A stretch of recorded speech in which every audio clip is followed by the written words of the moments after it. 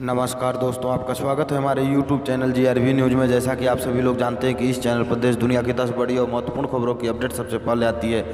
इसी के साथ चलते हैं सबसे पहली बड़ी खबर की ओर। फ्रांस से 3 और राफेल विमान बिना रुके सीधे भारत पहुंचे। UAE ने आसमान में भरा ईंधन। फ्रांस से 3 और राफेल लड़ाकू विमान भारत पहुंच गए हैं। भारतीय वायुसेना के अनुसार ये विमान फ्रांस के इतरे हवाई अड्डे से उड़े और बिना कहीं रुके सीधे भारत पहुंच गए हैं। फ्रांस में भारतीय दूतावास ने ट्वीट कर बताया कि रास्ते में संयुक्त अरब अमीरात के विमान ने इस लड़ाकू विमान में आसमान में ही ईंधन भरा। उसने कहा कि इस विमानों से भारत की हवाई ताकत और बढ़ जाएगी। इसी के साथ अगली खबर, भारत से कपास और चीनी मांगने पर मजबूर हुआ पाकिस्तान। पाकिस्तान ने 2 साल बाद भारत से कपास, धागा और चीनी आयात से रोक हटा ली है। पाकिस्तान की इकोनॉमिक कोऑर्डिनेशन काउंसिल ECC ने बुधवार को भारत से कपास और धागे के आयात को मंजूरी दे दी है। वहीं प्राइवेट सेक्टर को 5 लाख टन चीनी आयात को भी छूट दी है। बताया जा रहा है कि घरेलू बाजार में बढ़ती कीमतों को देखते हुए पाकिस्तान को अपना फैसला बदलना पड़ा है। पाकिस्तान में लोग भारतीय कपास और चीनी की मांग कर रहे हैं क्योंकि यह उन्हें कम कीमत में मिल जाती है। दूसरे देशों से होने वाली आपूर्ति के मुकाबले भारतीय उत्पाद सस्ते हैं। भारत दुनिया में कपास का सबसे बड़ा उत्पादक है और चीनी का दूसरा सबसे बड़ा उत्पादक है। इसी के साथ अगली खबर, भारत अब इजराइल, UAE जैसे देशों को बेच रहा हथियार, अमेरिका को भी खरीदार बनाने की कोशिश। रक्षा मंत्रालय कई देशों से हथियारों की खरीद करता है। अच्छी खबर यह है कि इनमें से कई देश अब भारत से भी छोटे हथियार खरीदने लगे हैं। रक्षा मंत्रालय की एक रिपोर्ट के अनुसार आयुध फैक्ट्रियों द्वारा इजराइल, स्वीडन, संयुक्त अरब अमीरात, UAE, ब्राज़ील, बल्गारिया आदि जैसे देशों को हथियार की बिक्री की जा रही है। UAE ने सर्वाधिक खरीद की है। इसके अलावा फ्रांस समेत यूरोप के कुछ देश एवं अमेरिका को भी हथियारों की बिक्री के लिए प्रयास किए जा रहे हैं। इसी के साथ अगली खबर, LPG सिलेंडर के बाद अब जल्द सस्ता हो सकता है पेट्रोल और डीजल। सरकारी ऑयल मार्केटिंग कंपनी ने कुकिंग गैस के दाम घटा दिए हैं। LPG के दाम में प्रति सिलेंडर 10 रुपये की कटौती की गई है। यह कटौती गुरुवार 1 अप्रैल 2021 से प्रभावी है।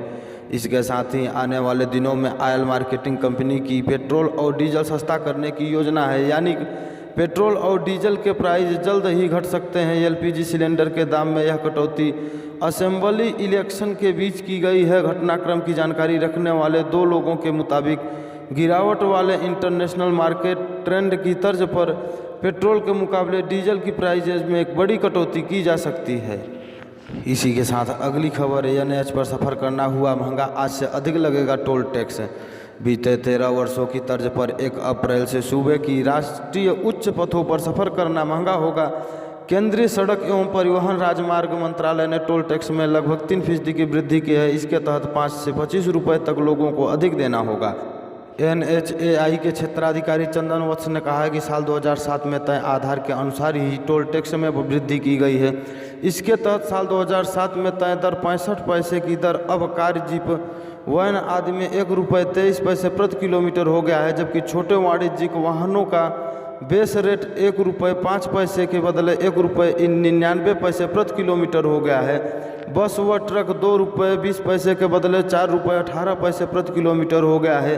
3 पहिया निर्माण सामग्री वाहनों का टोल 2 रुपये 40 पैसे के बदले 4 रुपये 56 पैसे प्रति किलोमीटर हो गया है, जबकि साल 2007 में लगने वाला मासिक पास 150 रुपये को 285 रुपये कर दिया गया है। के साथ अगली खबर, छोटी बचत पर ब्याज दरों में कटौती, PPF निवेश पर भी कम होगी आमदनी। सरकार ने छोटी बचत पर ब्याज दरों में कटौती करके आम लोगों को बड़ा झटका दिया है। बचत खातों, PPF, टर्म डिपॉजिट, RD से लेकर बुजुर्गों के बचत योजनाओं तक पर ब्याज दरों में कटौती कर दी है। नई दरें 1 अप्रैल से लागू हो जाएंगी और 30 जून 2021 तक प्रभावी रहेंगी। बचत खातों में जमा राशि पर वार्षिक ब्याज दरों को 4% से घटाकर 3.5% कर दिया गया है। पब्लिक प्रोविडेंट फंड PPF पर अब तक 7.1% वार्षिक ब्याज मिलता था, जिसे घटाकर 6.4% कर दिया गया है। 1 साल के लिए जमा राशि पर तिमाही ब्याज दर को 5.5% से घटाकर 4.4% कर दिया गया है। बुजुर्गों को बचत योजना पर अब तक 7.4% की जगह केवल 6.5% की तिमाही ब्याज मिलेगा। इसी के साथ अगली खबर, दिल्ली में आज से 45 साल से अधिक उम्र वालों को लगेगा कोरोना टीका। राजधानी दिल्ली में बढ़ते कोरोना के बीच अच्छी खबर है। गुरुवार से दिल्ली में 45 साल से अधिक उम्र वाले को सभी लोगों को कोविड टीका लगने का काम शुरू हो रहा है। अब उनमें बीमारी होने की शर्त को हटा लिया गया है। दिल्ली में करीब 65 लाख से अधिक की आबादी 45 साल से अधिक उम्र की है, जिसमें 20 लाख से अधिक 60 साल से अधिक उम्र वाले बुजुर्ग शामिल है। स्वास्थ्य मंत्री सत्येंद्र जैन ने कहा है कि हम चाहते हैं कि ज़्यादा से ज़्यादा लोगों को कोविड का टीका लगे। गुरुवार को दिल्ली में 45 साल से अधिक उम्र वालों को टीका लगेगा। कुल 500 वैक्सीनेशन बूथ पर टीका लगने का काम सुबह 9 बजे से रात 9 बजे तक 12 घंटे तक चलेगा। तो अगली खबर, बंगाल और असम में दूसरे चरण की वोटिंग आज। पश्चिम बंगाल और असम में यानी आज गुरुवार को दूसरे चरण के तहत मतदान डाले जा रहे हैं। पश्चिम बंगाल में दूसरे चरण की 30 सीटों पर 19 महिलाओं सहित 171 उम्मीदवार चुनाव लड़ रहे हैं। वहीं असम में दूसरे चरण की 39 सीटों पर 26 महिलाओं सहित 345 उम्मीदवार चुनाव मैदान में है। बंगाल में जहां टीएमसी की सीधी लड़ाई भाजपा से है, तो असम में भाजपा को अपनी सरकार बचाए रखने की चुनौती है।